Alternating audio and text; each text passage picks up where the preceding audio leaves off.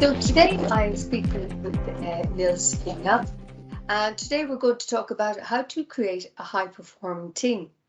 So Nils, you're very, very welcome to Project Management Paradise. Well, thank you so much for having me on, Caitriona. Thrilled to be here and talk a little bit about some topics that we have in common that we're both very passionate about. So excited for this. We sure do. This will be certainly an energetic call today, I think. Yes. So Nils, tell us a little bit about yourself, about your background, and how did you become the only certified leadership coach focused on the growth and development of customer service professionals? Yeah. That's a mouthful, but it's all about you. Well, thank you. Yes, so I have two deep passions in my world. One of them is the customer success discipline and domain, which is basically everything that happens post-sale in a B2B SaaS business. So the sales team will go out, sell deals, get new customers to sign up, annual contracts, $20, $30, $50, $100, $200,000 a year. And then the customer success organization is responsible for partnering with those customers, working with them, making sure they get value, ultimately renewing and expanding their annual contracts. And this is an area I have deep expertise in, having been a practitioner myself, rose up through the ranks up to the VP level. And then for the last 7.5 years have been focused as a consultant, working with all stages of companies, early stage, growth stage, scale stage, public, private, Fortune 100s even, helping them build world-class customer success organizations. So that's the one side of my world. The other side is the leadership coaching side of my world. And I've been a leadership coach for the last 10 years. And I really focused, for the first 8 or 9 years of that, working one-on-one with my clients, spending thousands of hours helping them solve real leadership challenges and problems they were going through. And then I wrote the best-selling book called 30-Day Leadership Playbook and kind of took all of my expertise and all the tools I had coached people through, used myself as well, and put them into this book and this framework I call the 4 pillars of leadership, and offer for your listeners to grab a free copy of the digital version of my book and go to 30dayleadership.com/book. Just drop in your email, I'll send you a free digital copy right away, and you can get access to the content of this book. So on the back of the book, then there were a lot of people that wanted to go deeper and wanted to work more. And I decided to abandon the one-on-one coaching model in favor of a group-based approach where I could provide access to the tools and techniques that I have used and developed, some of which I talk about in the book and some of which I don't. And many of them I go a lot deeper because it just can't in the book. And then I pair that access to training with live coaching with me. And so I get to this beautiful blend of providing tools that can be integrated into everyone's life and then supporting them on a coaching basis. And we do this in a group-based format so that we're all in this together and everybody is making progress every single month in developing their leadership skills. Okay, so I think you're like the Vineyard cube. There's so many facets to what you do, and when they all come together nicely, you've got a whole different set of skills or approaches for the different groups or audiences that you're speaking with. That's right. I'll let you use that one. Yeah, thank you. I definitely will, because it didn't feel that it didn't all make sense, for a long period of time. It was about always trying to focus on my strengths and what I'm naturally talented to do and doing work in that realm, both from a coach perspective as well as from a consultant perspective. And then when all of it kind of came together, each thing kept getting a little bit better, a little bit better, a little bit better. And now I'm extremely happy with where all of this is because it all just seems to fit. But it took a long time to get here. And, there's no one perfect path, but I was committed to always improving, always being, finding ways to add more value to my clients, more value to my organizations that I worked with. And this was the great end result. Yeah, and I guess that's the thing, even though you have your four pillars and everything else that supports them and branches off from them, they're not parallel. They do have to come together and intertwine over time or support the higher level, which is what we're talking about when we're talking about high performance and maintaining the performance. And so we're going to go down that route just a little bit. You are an author yourself, you're a consultant, a speaker, so you've been at every side of the table.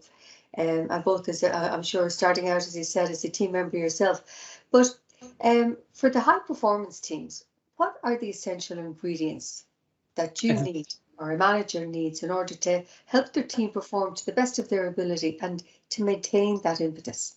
Yeah, so I first am a very big fan of the Gallup organization and the StrengthsFinder assessment. I'm sure you were very familiar with this as well. Indeed. And I love the fact that my definition of high-performing team I actually take from Gallup's definition. So the reason why StrengthsFinder exists is because Gallup did hundreds of thousands of hours of research to answer one question: what makes a high-performing team? And it is very rare that that amount of research boils down to one single sentence as an answer. And what they came up with after doing all this research and analysis was that the highest performing teams have individuals in roles that maximize their strengths. And that, when I first came and understood this and kind of got into the Gallup world and saw this very clearly, all of a sudden it was like everything started to make sense. I understood why I was successful in certain roles and very not successful in others, why members of my teams were successful in certain parts of their function, but maybe not maybe not the entire thing. And is that notion that everybody is naturally talented to see things a certain way, to do things a certain way, and that we should celebrate those strengths and focus on developing our skill sets around those strengths and acknowledge where we don't have strengths. So this flies in the face of traditional personal and professional development that says, take whatever something you're weak at and then do a bunch of work on it to make yourself strong at it.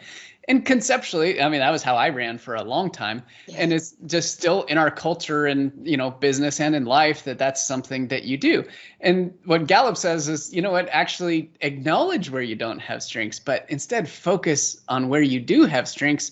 Since I learned this, I have, just gone to an extreme end that I built my entire consulting business around my number one most dominant strength. My entire leadership coaching program is built around my number one most dominant strength. So I found ways to put myself in that position where I was flexing that strength, because I know if I did that, then hands down, I would be in a place to deliver an incredible amount of value to another person or another organization or whatever the situation that I was in.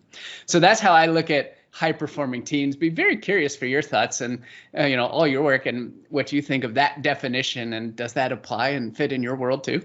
I think it does, and I think with the experience, no more than yourself, like we would come across and trying to fill those gaps, and you'd often have your SWOT. What are your strengths and opportunities versus weaknesses? When after a while it was weaknesses initially, and then after a while it was opportunity, and that was a little bit kinder to the individual. Yeah. But over time I go, well, I like to do what I'm good at, because I do it very well. And it's not only me who benefits from that, but my team members. Well, as you said, you get people who play to the strengths, and we do need the different components to make a team, a whole team. So why wouldn't we make the jigsaw work well together without kind of banging people or the pieces, as it were, in to make the big picture, because it just doesn't work. Right. And no matter how hard we try, which we try hard at making square pegs fit in round holes, it just doesn't work. And so from a leadership perspective, like whether you're, project managing a small team or a big team, or you're a people leader of a small team or a big team, doesn't matter. If you can understand the strengths of the individuals who are in the group that you are leading or you are working with, your chance for success in whatever endeavor it is that you're taking on is exponentially greater, because the work output of someone doing work that is aligned with their strengths is a million times better than the work output of somebody who just happens to get assigned a task because they had time. That's like the biggest difference. That time versus strength is a monumental one. And when leaders, regardless of discipline, accept that and harness that and grab hold of that, then their outcomes and deliverables and everything can just completely change. Right. And you can put that into any discipline, because not everybody wants to be a manager, and not everybody has the skills to be a manager. So why would you put somebody who doesn't want to be a manager in a management role? It doesn't work, and it's not mutually beneficial. Agreed. And for those who do fly, so you might get lucky and be assigned to a role that suits your abilities, it suits your interests, and you become successful in that role. And with your peers, sometimes, I was just talking a bit about how to create high performance teams. sometimes success breeds success, and people say, well, Nils is doing a great job here. I'm going to see if I can do the same thing if I'm mature enough, maybe, or if my leader is good enough to say, hey, Kat, you do this in your roles. Nil will do that in his, and on it goes. But if success sometimes breeds success like that, it also can breed contempt sometimes. How do you manage the disdain or the envy that some people develop for their successful colleagues? Yeah, that's an excellent question, and is certainly prevalent in virtually any situation where, perhaps there was a promotion and it was awarded to one of a couple people. It can only be literally one person, but there were several people in contention, and it can always lead to a little bit of angst and whatnot. So we'll look at this from the two perspectives. One, the one that is having the success or maybe was promoted, and the other side that is not. The one that is having the success and having it is promoted, right? Number one thing is that your job in any leadership position, and I think this even applies to whether you're an individual contributor or not, is to do everything possible to make sure that the people that work for you are successful. And if you're in an IC position, you could just translate that to be do everything possible to make sure the people you work with are successful. Right? It's a very simple way to look at leadership, and one of the foundational core principles that I believe and represents kind of why is transitioning from an IC to a manager is one of the hardest transitions people make, because it goes from being about you to being about somebody else. And that's a totally different thing. So if you get into that position and are granted that and someone else was not, right, your job is still to do everything possible to make sure that they are successful, if they're on your team or if they're a partner with your team or whatever it is. Right. So what you received as a result of the promotion is completely irrelevant. And from a mindset perspective, you got to take a step back and say, well, okay, yes, I was awarded this promotion. That's great and all, but my job is still to understand how I can make this person successful who was not awarded this promotion. Right. So taking a step back, recognizing your role and putting yourself in the position of I'm here to serve them and to do everything possible I can to help them can help alleviate some of that just, angst about, well, how do I now manage them because I was a peer to them last week. Right. Yeah. Now, from the other side, the individual who was not selected for the promotion, number one, I would seek to understand what was it that led to not being selected, because that would help me identify where to focus my development and what skills I needed to acquire. And number two, I would take a step back and think about, well, apparently I was not the clear contender. I was not the one that was selected. And if I get some input from the organization, okay, but I'm also going to do some self-reflection and think about, what do I own that put me in a position where I was not adding enough value to where it was a no-brainer that I was the choice for this promotion? And so this changes the focus and the perspective, going from, well, something happened to me by the organization to something I control was not delivered at the level that I know is possible and should have been. So oftentimes when decisions are made without us, in a promotion kind of situation, we can place a lot of blame, make a lot of assumptions, do a lot of this, that, and the other. And it's completely irrelevant because you never really know if that's actually true. Only thing you know to be true is exactly 100% what you control. So if you look at your value that you've added to the organization, and you take an honest look at that, and you take an honest look at what you are capable of, then there's probably one or more ways in which you can identify to position yourself perhaps for a future promotion, or perhaps a skill set that you need to build in order to set you up for that future promotion. So I think the core in both of these scenarios, and the core thing to pay attention to, is to take a step back. Number one, realize this isn't about you, right? And realize there are things you control, and align with what it is that you can do to provide more value to the organization, because it's when you provide more value that the organization will respond and reward that additional value, usually with promotion.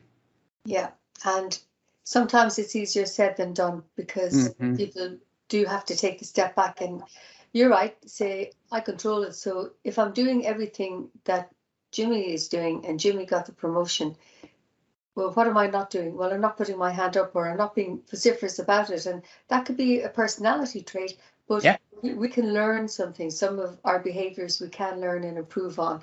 And even though you mightn't get up and say, well, I did a great job, but you might be able to say to your team leader, this is what I've done and this is how I've done it. You don't have to make a song and dance about it. No, that's right. And if you can come out of that, like let's say you were on the side that didn't get the promotion. If you can come out of that, having done some self-reflection, having taken stock of where you are in certain areas, having identified a couple of potential things that you would like to do to improve and enhance and bolster your skill set as a result of what you learned during this process, and then you brought that to your manager, now that is a demonstration of incredible leadership right there. Being vulnerable enough to say where you failed, right? Being vulnerable enough to say that I don't know things in this area, and coming with a plan and then asking for their help in how to develop these areas. That would be a magic recipe. I would love to receive that if I were the hiring manager at that point in time. So Niels, is there a way that you can motivate that person to kind of get out of that hole? So how would you address that person? Give me your 3 top tips for that person. Well, it comes down to a fundamental core belief. And this one took me a long, long time to learn. Like I'm talking like 10 years to learn. That is that every single individual is the CEO of his or her career. Period. Lock stop. Long gone are the days where we will work for one organization for our entire career. That existed long ago. It does not happen in today's world. Very, very rarely. I'm sure there's still some people out there who are tied at the hip to their organization for virtually a whole career, but it is the exception. It is not the norm. So the only thing that you are going to be with, and the only person you are going to be with your entire career is you. And when you accept that you are the CEO of your career, and you embrace that, and you believe that you are the only one who can call the shots on what's right. You are the only one who can make the decisions about what to study, what skills to acquire, where you want to go in your next promotion, your next job, your next role, your next department, wherever it is. When you accept and appreciate that and grab hold of that, then everything else changes. Right? That is how you take a step away from feeling victim that you were not chosen and that the organization made a bad choice by choosing somebody else, if that were the case. That is how you go from that environment to one where you can feel completely in control. Because when decisions are made without you, you don't have a lot of control, and you will feel uneasy as a result of not having that level of control. You couldn't decide whether or not you were going to get that promotion or not. However, when we feel that level of uncertainty, we need to regain our feeling of certainty, and we need to turn inward, and we need to remember that we are the CEO of our career. We are the one responsible for making the choices, and that can help you transition and pull back out of here any, tailspin that happens psychologically, depending on how severe and how extreme the situation was. But that can help you take a step back, regain control, and remember that you're in charge. Like that's the absolute best part. So that one took me 10 long years to learn. I bounced around from job to job. I always asked people, what should I do? Where should I go? Why did this happen? And the sad part was I was never willing to ask myself that question of, are you the CEO of your career? And it was asked to me in a very prominent way, in a very powerful way. And in an instant, I knew that up to that point, I had not. The answer was no. And I made the change right then and there. And I said, I will never again not be the CEO of my career. From this point forward, I am the CEO of my career. And I've been getting control ever since and had an awful lot more fun as a result. Good on you. And it's never too late to become the CEO, right? Never, never. It is always there 100%, because in today's world, we're together with companies for a period of time. Yes. So if you're the CEO of your career, you guys have a CEO of your company, right? We're just two parties coming together to get a ton of value out of each other while we're together. And then at some point, we'll split. That's it. That's like as complex as the working world needs to be today.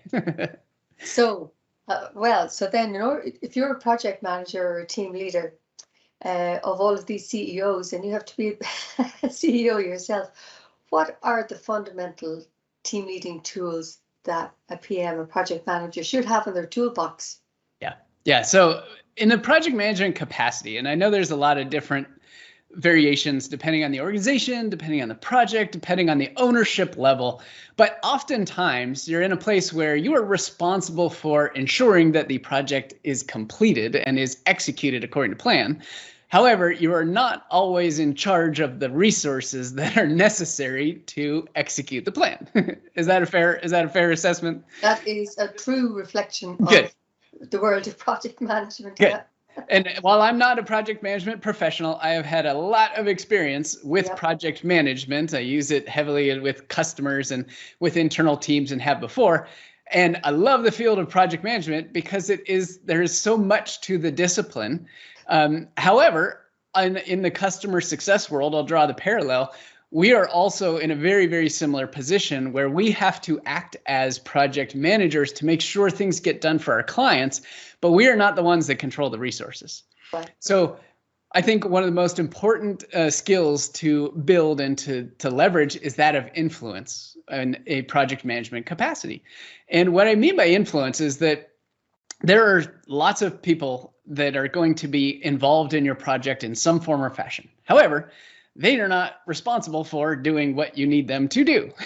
So the only way you're going to be able to get this thing done on time, as expected, on budget, etc., is by exerting influence over this kind of environment to make sure that's there. And that, takes a lot of different paths, and we can go down some of those. But at the core is the belief that, listen, I don't have the luxury of mandating that people do things. What I have to do is understand where people are, understand the role that they play, understand how to communicate their value to this project in a broader context so that they absolutely 100% want to execute this project in this way, and they will be driven to do it because of this picture that I've painted. And I think that's a huge opportunity for project managers, whether you do this really well today or not. There's always room for improvement, but is telling that story of why someone is going to want to spend their time in this, regardless of even if it's part of their job. There is still a different level of engagement, a different level of activity that comes from being 100% committed to a project for a bigger purpose versus just, here's a project plan, we have to execute these steps. Right, exactly. It's not a means to an end. Right. It's bigger than that. And from time to time, so whether it's resources, whatever they might be, if it's my funding, or we could have been derailed by something like COVID-19, where maybe in the construction world, construction stopped overnight. People are working remotely overnight. And for years before, there were great discussions going on about how people might work remotely. And I might come back to you about managing remotely in a few minutes. Yeah.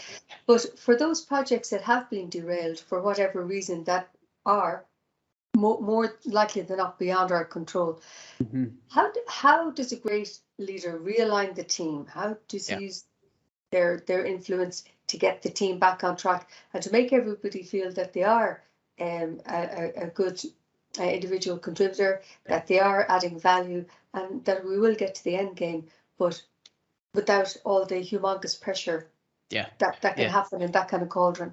Oh, absolutely. Cauldron, I think, is the right word there, depending on the situation. So I think that comes down to one core principle and belief as well, is that as the leader in that situation, having the answer is not the right thing. In other words, don't have the answer. And what I mean by that, it might be counterintuitive. People are saying, like, wait a second, Nils, hold on. How am I supposed to be the leader and guide the team to this place if I don't have the answer?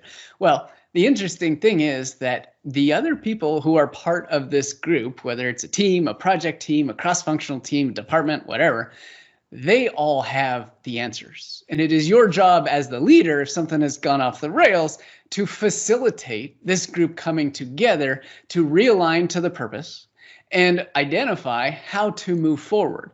Now, if you just showed up in that situation and said, well, here's how we're going to realign and here's our next steps to move forward, I mean, yeah, a couple things would happen. But if you came to the table with this group and said, look, here's the result, here's the current situation.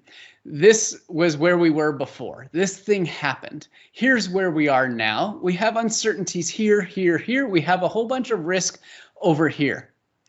What do you guys think we need to focus on first in order to come back together and get back on track?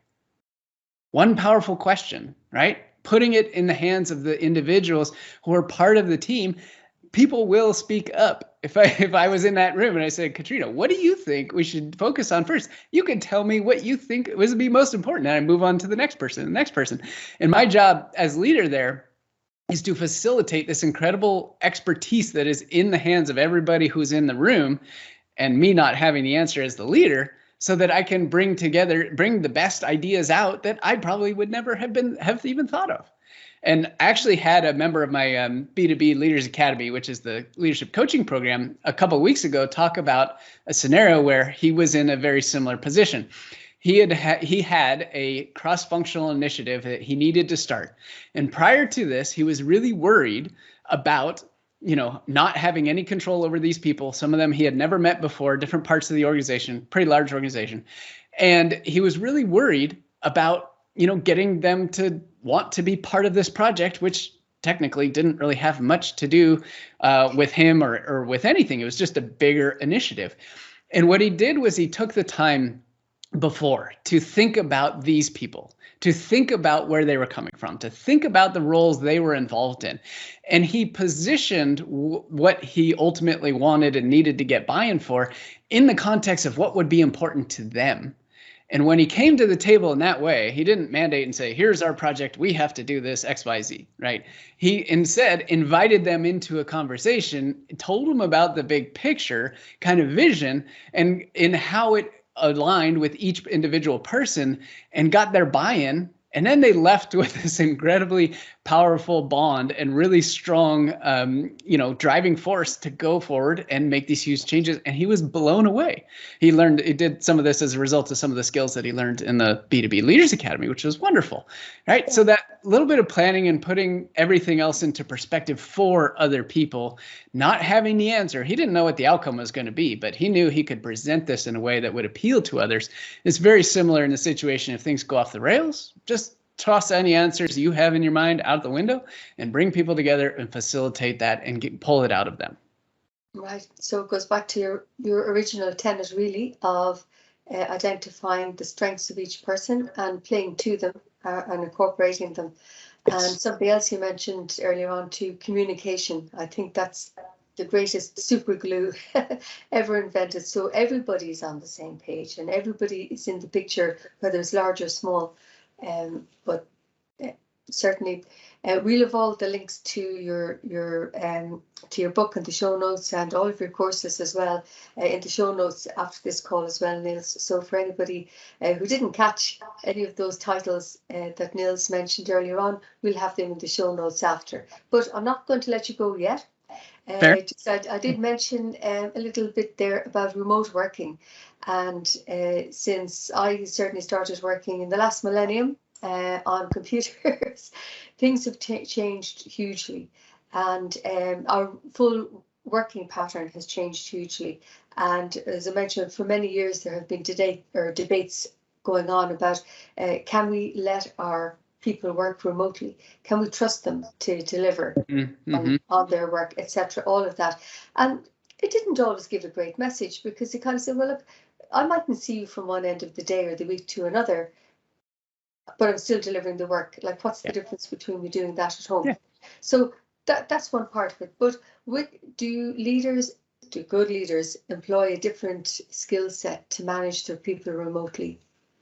Yeah, excellent question. It's been a hot topic over the last 2 years, of course. I mean, it's wonderful to see the entire world go through this experiment all at the same time. Yes, indeed. I totally agree. Yeah. It was a blessing. I've been remote for the last 7.5 years, right? And I've lived in various places because I wanted to live there and I was a consultant and I could.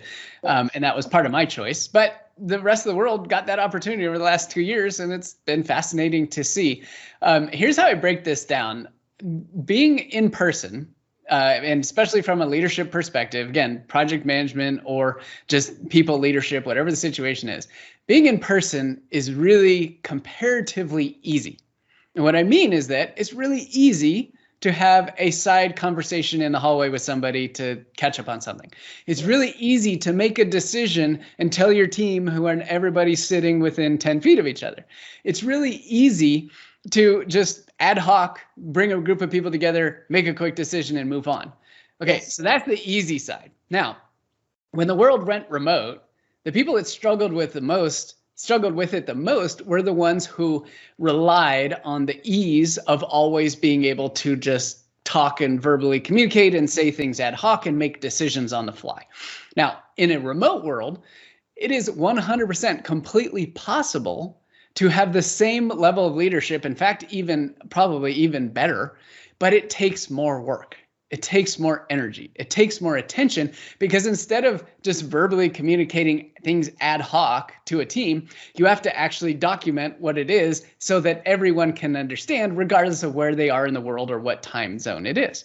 And this helps to build a lot of structure and repeatability into your team, and I think is incredibly valuable. And we've seen this with great companies who have always been remote first, long before the pandemic. They operate incredibly efficiently because they planned for the hard work of making sure that, one, decisions were very clear, two, that communication was clear, three, that expectations were clear in a written, documented form that was consistent for everybody. Not just one person was interpreted something one way because somebody said it a different way than what they did. So the remote world involves the exact same tools from a leadership perspective. However, the application of those tools is different. And all I mean is that it's going to take more time and more effort and more energy, but it is also going to produce a much more efficient machine when you think about the performance of your team, because there'll be so much more clarity on every single decision that was made, on every single expectation that is set, because you have to do it in a way where you can't just turn around and tell somebody ad hoc. Yes, yeah. And whilst we do miss some of those water cooler conversations, I think the emphasis and the efficiency of collaboration, online collaboration now, has really paid dividends. And it took a little while, we faltered, but we got there, I think. And when people are on board, as you said, so still it's as easy whether you're in an office environment or in a remote environment to engage or not, as the case may be. And I think let me add one last note on that, is that if you're in an environment where you are going back into the office, right, and your company and the culture and everybody's coming back in, right, remember to not just take the easy way out. It's going to be really tempting to go back to the old way, right? But remember that the efficiency of your organization and the efficiency of your team and the clarity of your team is going to be better served by a model that was built around the remote standards. You could still put that in place in an in-person world, but you just have to consciously think about it, because it's going to be easy to revert back. So don't go the easy way. Go the way that takes a little bit more time and discipline. The payoff will be huge down the line. Yeah. We're old hat at it now, I should say. We're well practiced at this stage. And Nils, now that the world is opening up again, I really hope to meet you live and in person at one of your events, or maybe a core event in the States, or if ever you're moving or coming east, I should say, do stop in. But thank you, Nils Vinje, so much for talking with us today. I'm sure we'll chat again. Oh, my pleasure, Caitriona. Thank you so much for having me. It was wonderful to spend time with you. Not at all.